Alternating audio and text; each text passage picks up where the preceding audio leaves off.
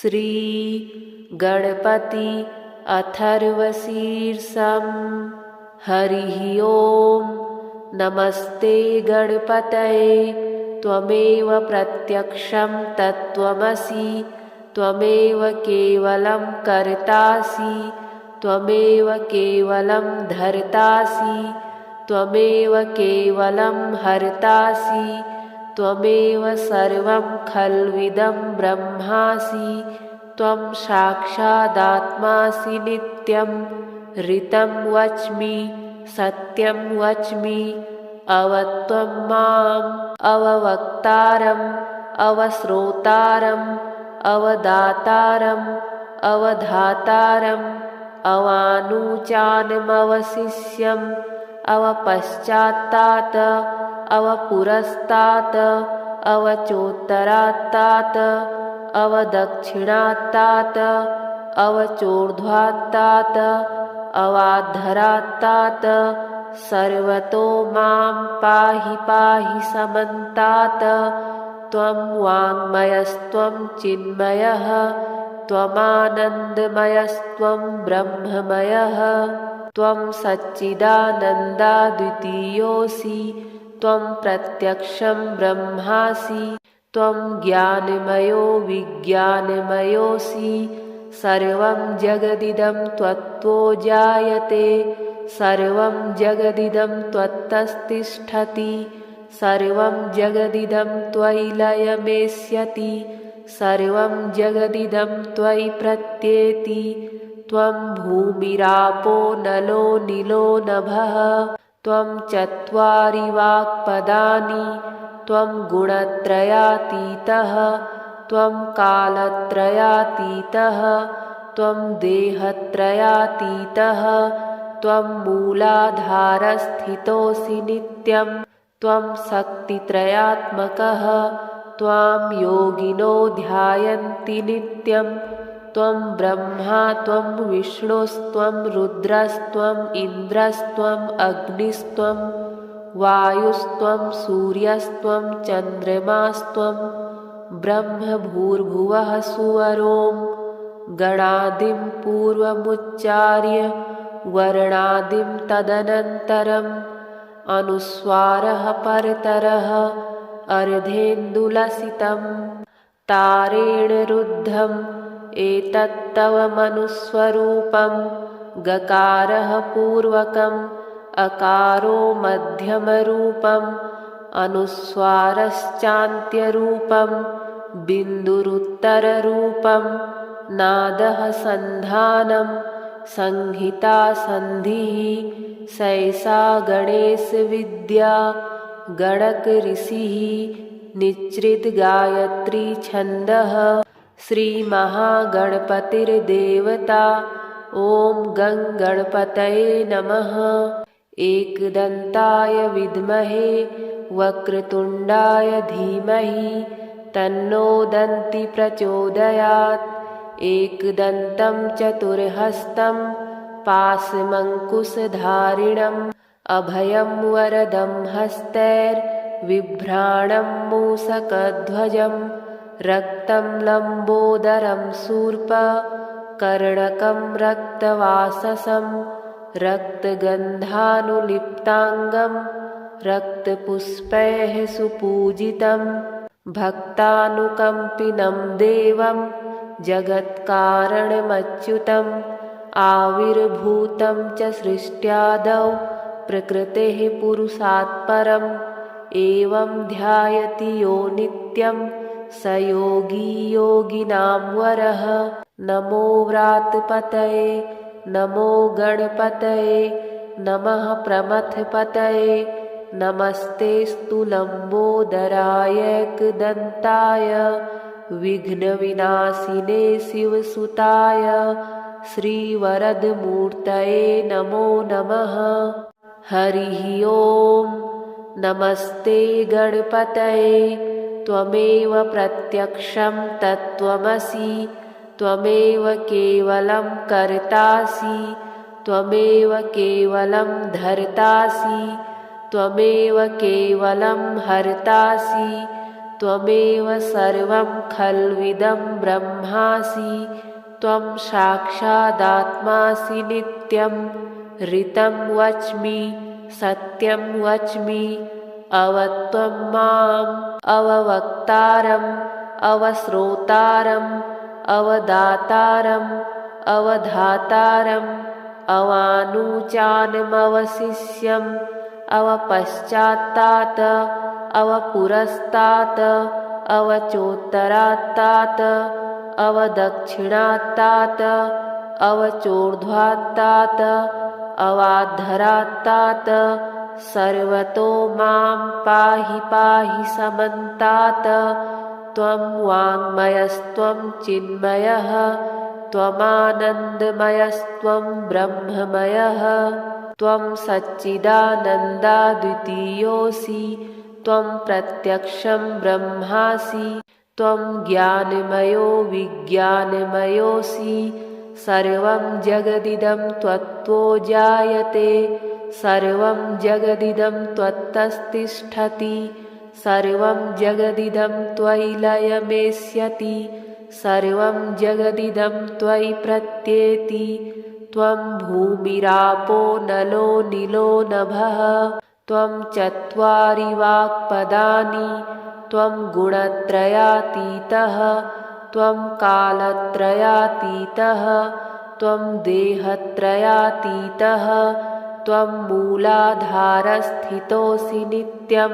त्वं शक्तित्रयात्मकः त्वां योगिनो ध्यायन्ति नित्यं त्वं ब्रह्मा त्वं विष्णुस्त्वं रुद्रस्त्वम् इन्द्रस्त्वम् अग्निस्त्वं वायुस्त्वं सूर्यस्त्वं चन्द्रमास्त्वं ब्रह्म भूर्भुवः सुवरों गणादिं पूर्वमुच्चार्य वर्णादिं तदनन्तरम् अनुस्वारः परतरः अर्धेन्दुलसितं तारेण रुद्धम् एतत्तव मनुस्वरूपं गकारः पूर्वकम् अकारो मध्यमरूपम् अनुस्वारश्चान्त्यरूपं बिन्दुरुत्तररूपं नादः सन्धानं संहिता सन्धिः सैषा गणेशविद्या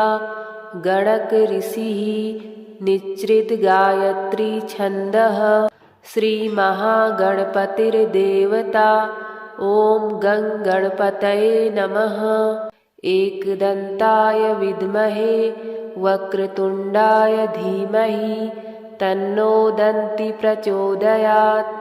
एकदन्तं चतुर्हस्तं पाशमङ्कुशधारिणम् अभयं वरदं हस्तैर्बिभ्राणं मूषकध्वजं रक्तं लम्बोदरं शूर्पकर्णकं रक्तवाससं रक्तगन्धानुलिप्ताङ्गं रक्तपुष्पैः सुपूजितं भक्तानुकम्पिनं देवं जगत्कारणमच्युतम् आविर्भूतं च सृष्ट्यादौ प्रकृतेः पुरुषात् परम् एवं ध्यायति यो नित्यं स योगी योगिनां वरः।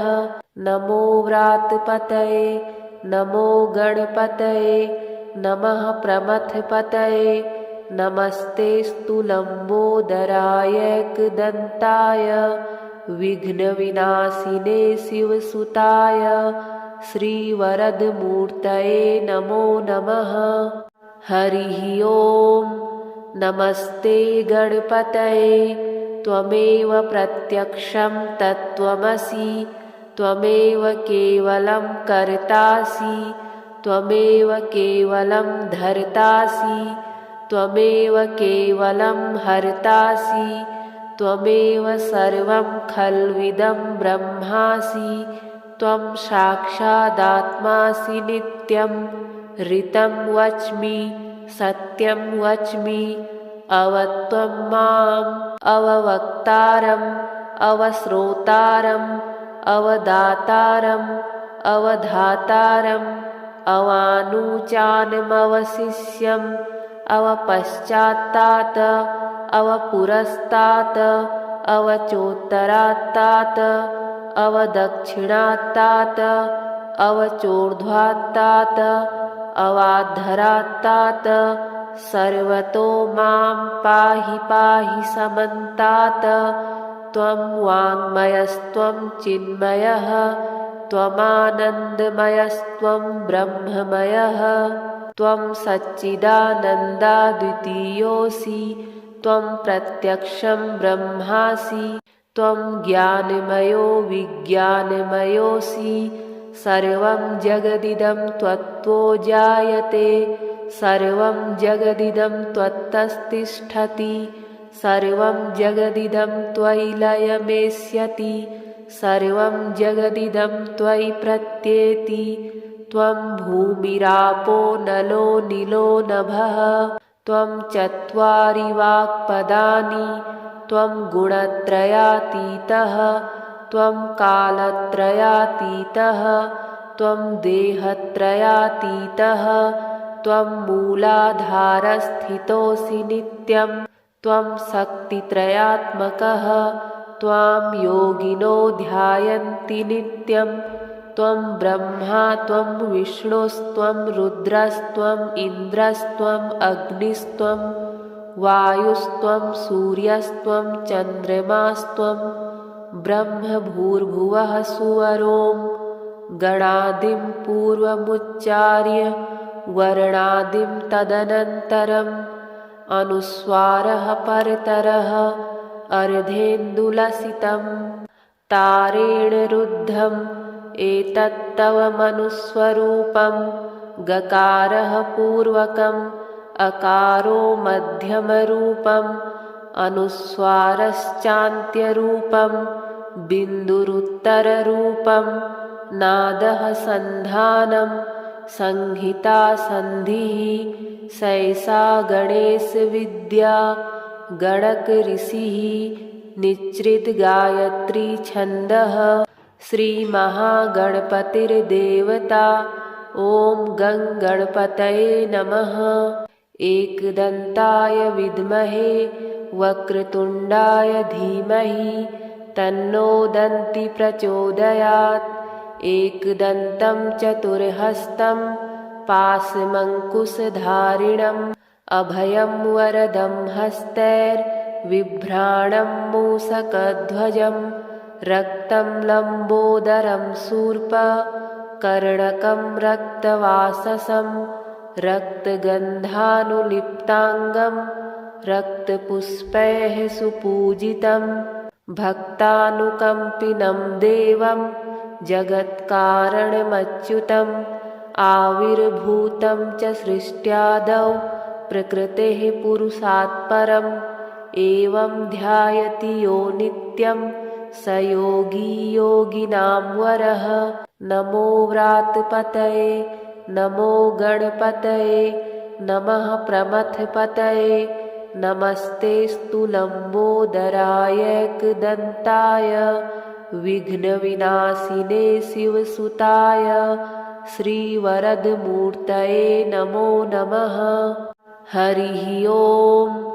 नमस्ते गणपतये त्वमेव प्रत्यक्षं तत्त्वमसि त्वमेव केवलं कर्तासि त्वमेव केवलं धर्तासि त्वमेव केवलं हर्तासि त्वमेव सर्वं खल्विदं ब्रह्मासि त्वं साक्षादात्मासि नित्यं ऋतं वच्मि सत्यं वच्मि अवत्वं माम् अववक्तारम् अवश्रोतारम् अवदातारम् अवधातारम् अवानुचानमवशिष्यम् अवपश्चात्तात् अवपुरस्तात् अवचोत्तरात्तात् अवदक्षिणात्तात् अवचोर्ध्वात्तात् अवाद्धरात्तात् सर्वतो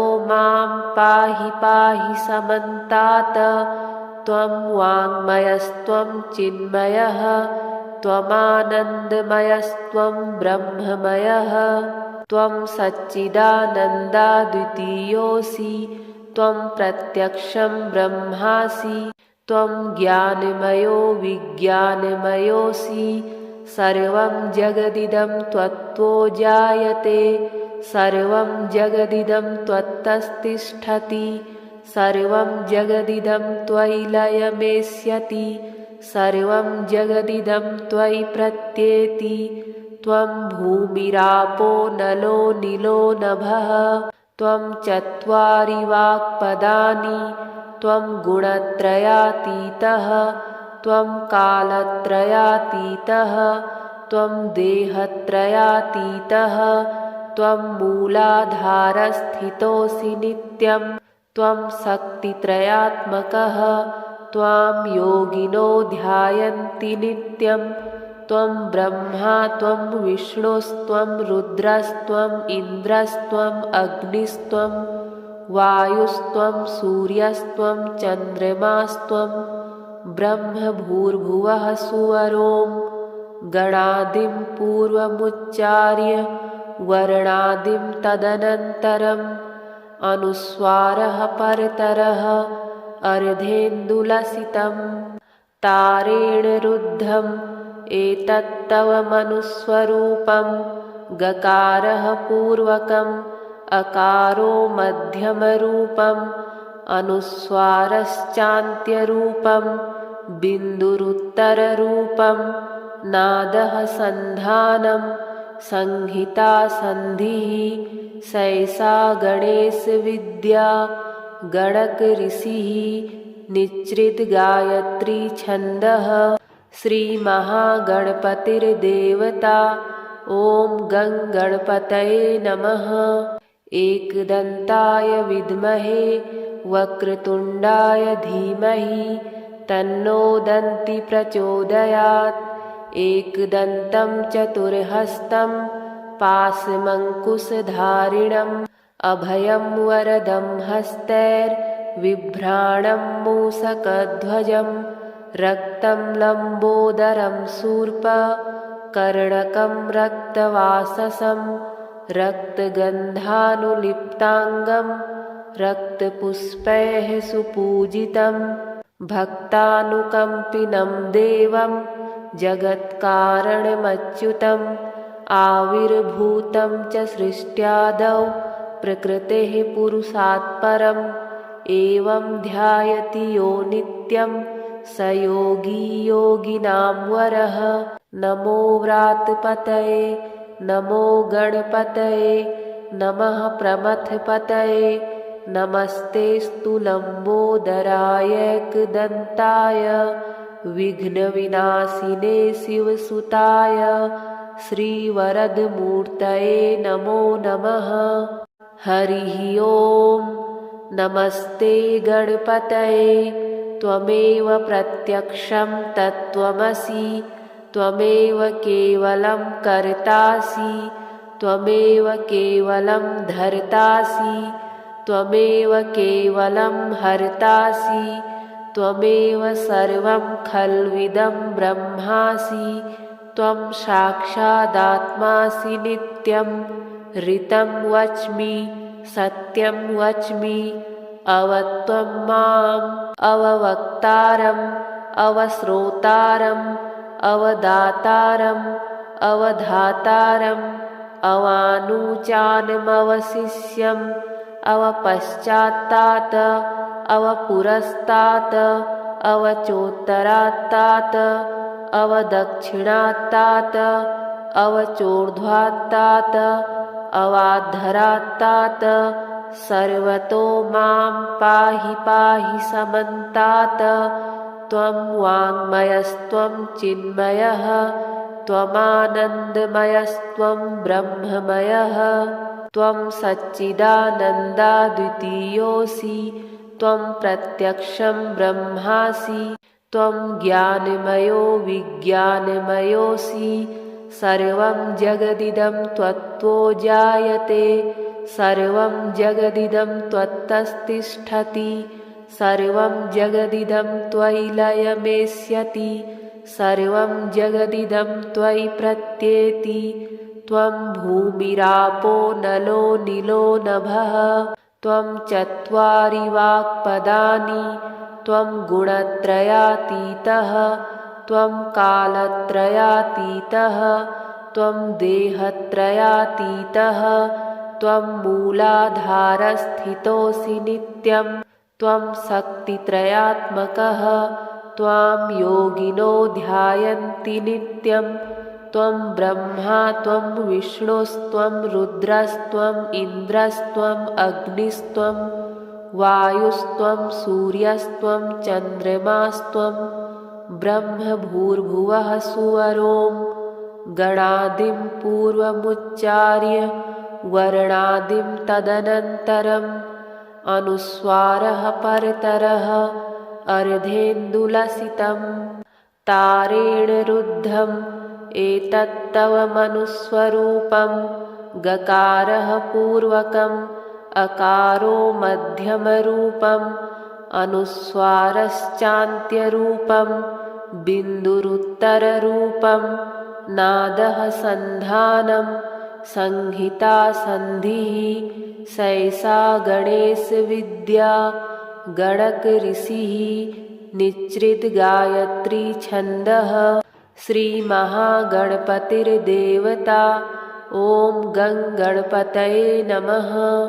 एकदन्ताय विद्महे वक्रतुण्डाय धीमहि तन्नो दन्ति प्रचोदयात्। एकदन्तं चतुर्हस्तं पाशमङ्कुशधारिणम् अभयं वरदं हस्तैर्बिभ्राणं मूषकध्वजं रक्तं लम्बोदरं शूर्पकर्णकं रक्तवाससं रक्तगन्धानुलिप्ताङ्गं रक्तपुष्पैः सुपूजितं भक्तानुकम्पिनं देवं जगत्कारणमच्युतम् आविर्भूतं च सृष्ट्यादौ प्रकृतेः पुरुषात् परम् एवं ध्यायति यो नित्यं स योगी योगिनां वरः। नमो व्रातपतये नमो गणपतये नमः प्रमथपतये नमस्तेऽस्तु लम्बोदराय एकदन्ताय विघ्नविनाशिने शिवसुताय श्रीवरदमूर्तये नमो नमः। हरिः ॐ। नमस्ते गणपतये त्वमेव प्रत्यक्षं तत्त्वमसि त्वमेव केवलं कर्तासि त्वमेव केवलं धर्तासि त्वमेव केवलं हर्तासि त्वमेव सर्वं खल्विदं ब्रह्मासि त्वं साक्षादात्मासि नित्यं ऋतं वच्मि सत्यं वच्मि अवत्वं माम् अववक्तारम् अवश्रोतारम् अवदातारम् अवधातारम् अवानुचानमवशिष्यम् अवपश्चात्तात् अवपुरस्तात् अवचोत्तरात्तात् अवदक्षिणात्तात् अवचोर्ध्वात्तात् अवाधरात्तात् सर्वतो मां पाहि पाहि समन्तात्। त्वं वाङ्मयस्त्वं चिन्मयः त्वमानन्दमयस्त्वं ब्रह्ममयः त्वं सच्चिदानन्दाद्वितीयोऽसि त्वं प्रत्यक्षं ब्रह्मासि त्वं ज्ञानमयो विज्ञानमयोऽसि सर्वं जगदिदं त्वत्तो जायते सर्वं जगदिदं त्वत्तस्तिष्ठति सर्वं जगदिदं त्वयि लयमेष्यति सर्वं जगदिदं त्वयि प्रत्येति त्वं भूमिरापो नलो नीलो नभः त्वं चत्वारि वाक्पदानि त्वं गुणत्रयातीतः त्वं कालत्रयातीतः त्वं देहत्रयातीतः त्वं मूलाधारस्थितोऽसि नित्यं त्वं शक्तित्रयात्मकः त्वां योगिनो ध्यायन्ति नित्यं त्वं ब्रह्मा त्वं विष्णुस्त्वं रुद्रस्त्वं इन्द्रस्त्वं अग्निस्त्वं वायुस्त्वं सूर्यस्त्वं चन्द्रमास्त्वं ब्रह्मभूर्भुवः सुवरों गणादिं पूर्वमुच्चार्य वर्णादिं तदनन्तरम् अनुस्वारः परतरः अर्धेन्दुलसितं तारेण रुद्धम् एतत्तव मनुस्वरूपं गकारः पूर्वकम् अकारो मध्यमरूपम् अनुस्वारश्चान्त्यरूपं बिन्दुरुत्तररूपं नादः सन्धानं संहिता संधिः सैषा गणेशविद्या गणक ऋषिः निच्रित गायत्री छन्दः श्रीमहागणपतिर्देवता ॐ गं गणपतये नमः। एकदन्ताय विद्महे वक्रतुण्डाय धीमहि तन्नो दन्ति प्रचोदयात्। एकदन्तं चतुर्हस्तं पाशमङ्कुशधारिणम् अभयं वरदं हस्तैर्बिभ्राणं मूषकध्वजं रक्तं लम्बोदरं शूर्पकर्णकं रक्तवाससं रक्तगन्धानुलिप्ताङ्गं रक्तपुष्पैः सुपूजितं भक्तानुकम्पिनं देवं जगत्कारणमच्युतम् आविर्भूतं च सृष्ट्यादौ प्रकृतेः पुरुषात् परम् एवं ध्यायति यो नित्यं स योगी योगिनां वरः। नमो व्रातपतये नमो गणपतये नमः प्रमथपतये नमस्तेऽस्तु लम्बोदराय एकदन्ताय विघ्नविनाशिने शिवसुताय श्रीवरदमूर्तये नमो नमः। हरिः ॐ। नमस्ते गणपतये त्वमेव प्रत्यक्षं तत्त्वमसि त्वमेव केवलं कर्तासि त्वमेव केवलं धर्तासि त्वमेव केवलं हर्तासि त्वमेव सर्वं खल्विदं ब्रह्मासि त्वं साक्षादात्मासि नित्यं ऋतं वच्मि सत्यं वच्मि अवत्वं माम् अववक्तारम् अवश्रोतारम् अवदातारम् अवधातारम् अवानुचानमवशिष्यम् अवपश्चात्तात् अवपुरस्तात् अवचोत्तरात्तात् अवदक्षिणात्तात् अवचोर्ध्वात्तात् अवाधरात्तात् सर्वतो मां पाहि पाहि समन्तात्। त्वं वाङ्मयस्त्वं चिन्मयः त्वमानन्दमयस्त्वं ब्रह्ममयः त्वं सच्चिदानन्दाद्वितीयोऽसि त्वं प्रत्यक्षं ब्रह्मासि त्वं ज्ञानमयो विज्ञानमयोऽसि सर्वं जगदिदं त्वत्तो जायते सर्वं जगदिदं त्वत्तस्तिष्ठति सर्वं जगदिदं त्वयि लयमेष्यति सर्वं जगदिदं त्वयि प्रत्येति त्वं भूमिरापो नलो नीलो नभः त्वं चत्वारि वाक्पदानि त्वं गुणत्रयातीतः त्वं कालत्रयातीतः त्वं देहत्रयातीतः त्वं मूलाधारस्थितोऽसि नित्यं त्वं शक्तित्रयात्मकः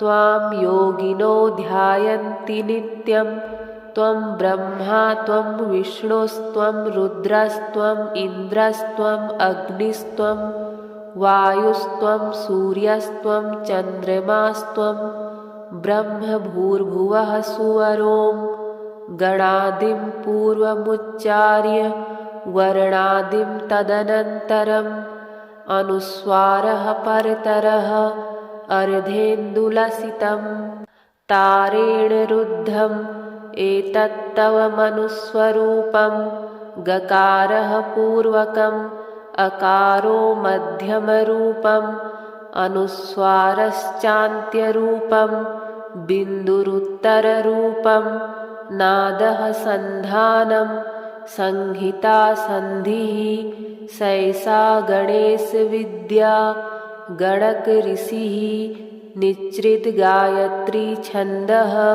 श्री महागणपतिर्देवता। ओम गं गणपतये नमः। एकदन्ताय विद्महे वक्रतुण्डाय धीमहि तन्नो दन्ति प्रचोदयात्।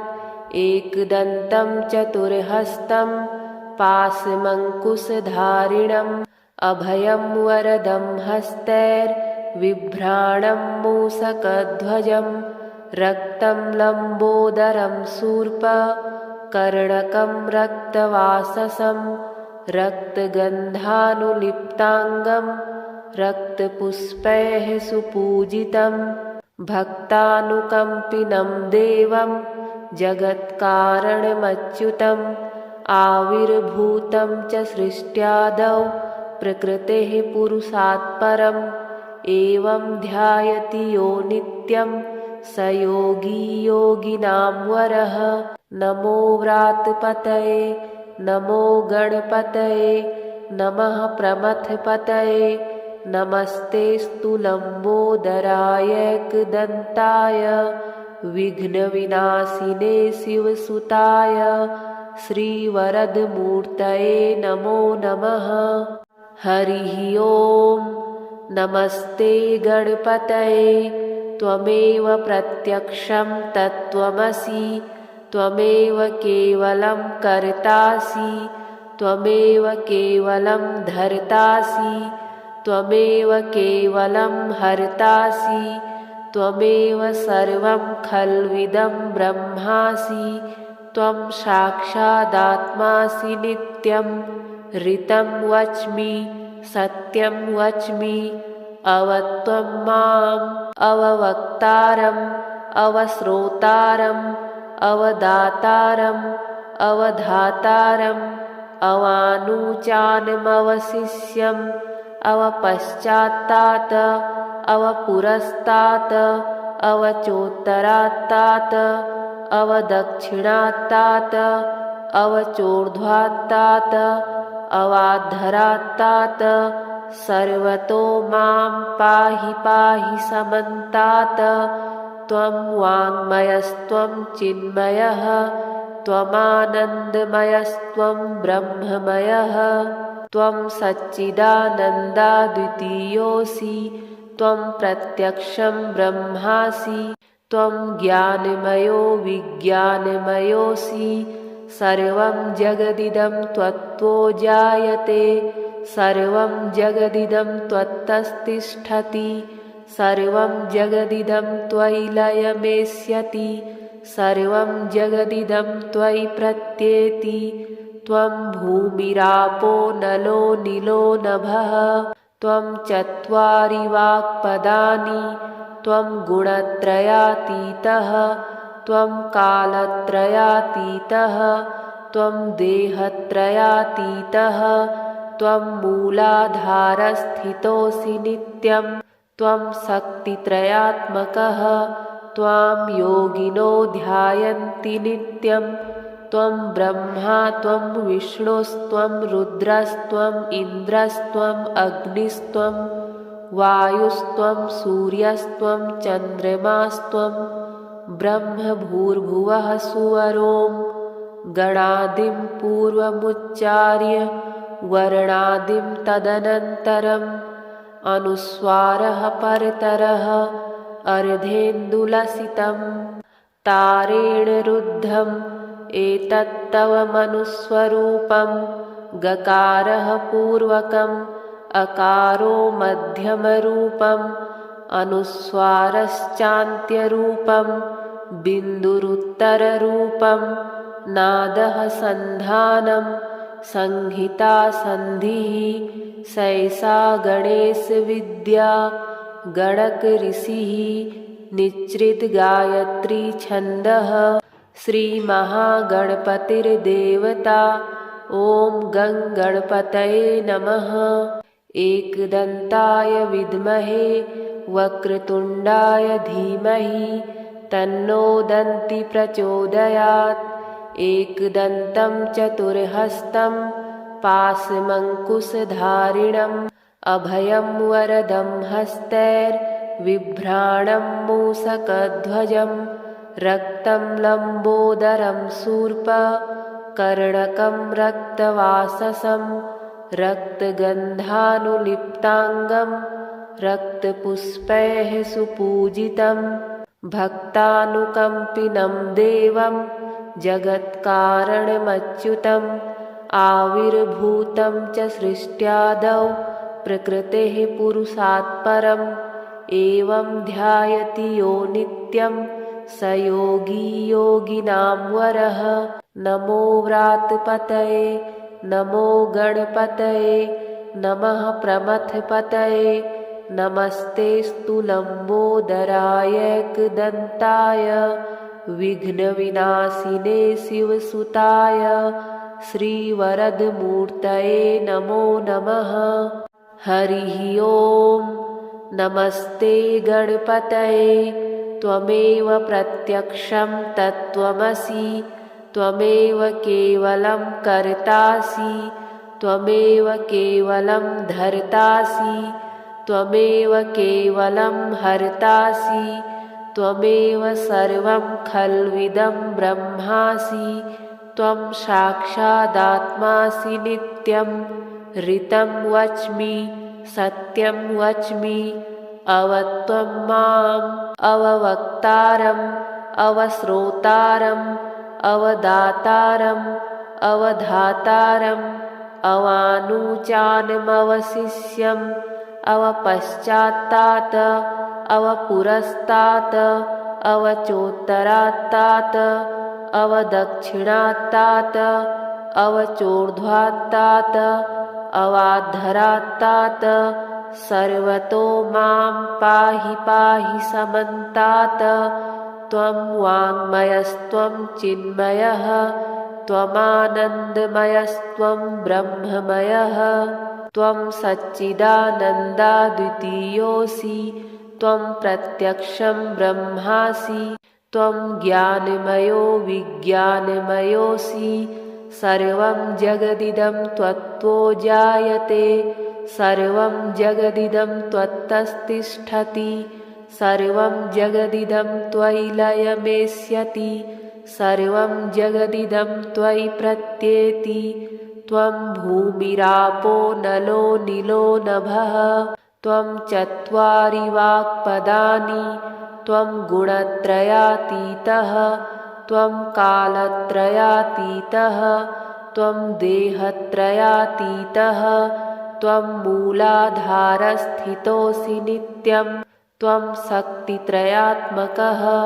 त्वां योगिनो ध्यायन्ति नित्यं त्वं ब्रह्मा त्वं विष्णुस्त्वं रुद्रस्त्वम् इन्द्रस्त्वम् अग्निस्त्वं वायुस्त्वं सूर्यस्त्वं चन्द्रमास्त्वं ब्रह्म भूर्भुवः सुवरों गणादिं पूर्वमुच्चार्य वर्णादिं तदनन्तरम् अनुस्वारः परतरः अर्धेन्दुलसितं तारेण रुद्धम् एतत्तव मनुस्वरूपं गकारः पूर्वकम् अकारो मध्यमरूपम् अनुस्वारश्चान्त्यरूपं बिन्दुरुत्तररूपं नादः सन्धानं संहिता सन्धिः सैषा गणेशविद्या गणक ऋषिः निच्रित गायत्री छन्दः श्रीमहागणपतिर्देवता। ॐ गं गणपतये नमः। एकदन्ताय विद्महे वक्रतुण्डाय धीमहि तन्नो दन्ति प्रचोदयात्। एकदन्तं चतुर्हस्तं पाशमङ्कुशधारिणम् अभयं वरदं हस्तैर्बिभ्राणं मूषकध्वजं रक्तं लम्बोदरं शूर्प कर्णकं रक्तवाससं रक्तगन्धानुलिप्ताङ्गं रक्तपुष्पैः सुपूजितं भक्तानुकम्पिनं देवं जगत्कारणमच्युतम् आविर्भूतं च सृष्ट्यादौ प्रकृतेः पुरुषात् परम् एवं ध्यायति यो नित्यं स योगी योगिनां वरः। नमो व्रातपतये नमो गणपतये नमः प्रमथपतये नमस्तेऽस्तु लम्बोदरायैकदन्ताय विघ्नविनाशिने शिवसुताय श्रीवरदमूर्तये नमो नमः। हरिः ओम्। नमस्ते गणपतये त्वमेव प्रत्यक्षं तत्त्वमसि त्वमेव केवलं कर्तासि त्वमेव केवलं धर्तासि त्वमेव केवलं हर्तासि त्वमेव सर्वं खल्विदं ब्रह्मासि त्वं साक्षादात्मासि नित्यं ऋतं वच्मि सत्यं वच्मि अवत्वं माम् अववक्तारम् अवश्रोतारम् अवदातारम् अवधातारम् अवानुचानमवशिष्यम् अवपश्चात्तात् अवपुरस्तात् अवचोत्तरात्तात् अवदक्षिणात्तात् अवचोर्ध्वात्तात् अवाधरात्तात् सर्वतो मां पाहि पाहि समन्तात्। त्वं वाङ्मयस्त्वं चिन्मयः त्वमानन्दमयस्त्वं ब्रह्ममयः त्वं सच्चिदानन्दाद्वितीयोऽसि त्वं प्रत्यक्षं ब्रह्मासि त्वं ज्ञानमयो विज्ञानमयोऽसि सर्वं जगदिदं त्वत्तो जायते सर्वं जगदिदं त्वत्तस्तिष्ठति सर्वं जगदिदं त्वयि लयमेष्यति सर्वं जगदिदं त्वयि प्रत्येति त्वं भूमिरापो नलो नीलो नभः त्वं चत्वारि वाक्पदानि त्वं गुणत्रयातीतः त्वं कालत्रयातीतः त्वं देहत्रयातीतः त्वं मूलाधारस्थितोऽसि नित्यं त्वं शक्तित्रयात्मकः त्वां योगिनो ध्यायन्ति नित्यं त्वं ब्रह्मा त्वं विष्णुस्त्वं रुद्रस्त्वम् इन्द्रस्त्वम् अग्निस्त्वं वायुस्त्वं सूर्यस्त्वं चन्द्रमास्त्वं ब्रह्म भूर्भुवः सुवरों गणादिं पूर्वमुच्चार्य वर्णादिं तदनन्तरम् अनुस्वारः परतरः अर्धेन्दुलसितं तारेण रुद्धम् एतत्तव मनुस्वरूपं गकारः पूर्वकम् अकारो मध्यमरूपम् अनुस्वारश्चान्त्यरूपं बिन्दुरुत्तररूपं नादः सन्धानं संहिता सन्धिः सैषा गणेशविद्या गणक ऋषिः निच्रित गायत्री छन्दः श्रीमहागणपतिर्देवता ॐ गं गणपतये नमः। एकदन्ताय विद्महे वक्रतुण्डाय धीमहि तन्नो दन्ति प्रचोदयात्। एकदन्तं चतुर्हस्तं पाशमङ्कुशधारिणम् अभयं वरदं हस्तैर्बिभ्राणं मूषकध्वजं रक्तं लम्बोदरं शूर्प कर्णकं रक्तवाससं रक्तगन्धानुलिप्ताङ्गं रक्तपुष्पैः सुपूजितं भक्तानुकम्पिनं देवं जगत्कारणमच्युतम् आविर्भूतं च सृष्ट्यादौ प्रकृतेः पुरुषात् परम् एवं ध्यायति यो नित्यं स योगी योगिनां वरः।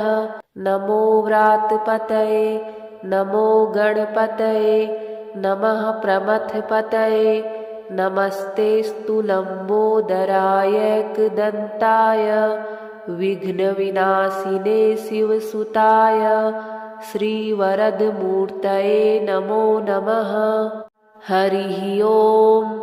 नमस्ते गणपतये त्वमेव प्रत्यक्षं तत्त्वमसि त्वमेव केवलं कर्तासि त्वमेव केवलं धर्तासि त्वमेव केवलं हर्तासि त्वमेव सर्वं खल्विदं ब्रह्मासि त्वं साक्षादात्मासि नित्यं ऋतं वच्मि सत्यं वच्मि अवत्वं माम् अववक्तारम् अवश्रोतारम् अवदातारम् अवधातारम् अवानुचानमवशिष्यम् अवपश्चात्तात् अवपुरस्तात् अवचोत्तरात्तात् अवदक्षिणात्तात् अवचोर्ध्वात्तात् अवाधरात्तात् सर्वतो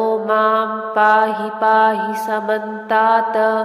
त्वं वाङ्मयस्त्वं चिन्मयः त्वमानन्दमयस्त्वं ब्रह्ममयः त्वं सच्चिदानन्दाद्वितीयोऽसि त्वं प्रत्यक्षं ब्रह्मासि त्वं ज्ञानमयो विज्ञानमयोऽसि सर्वं जगदिदं त्वत्तो जायते सर्वं जगदिदं त्वत्तस्तिष्ठति सर्वं जगदिदं त्वयि लयमेष्यति सर्वं जगदिदं त्वयि प्रत्येति त्वं भूमिरापो नलो नीलो नभः त्वं चत्वारि वाक्पदानि त्वं गुणत्रयातीतः त्वं कालत्रयातीतः त्वं देहत्रयातीतः त्वं मूलाधारस्थितोऽसि नित्यं त्वं शक्तित्रयात्मकः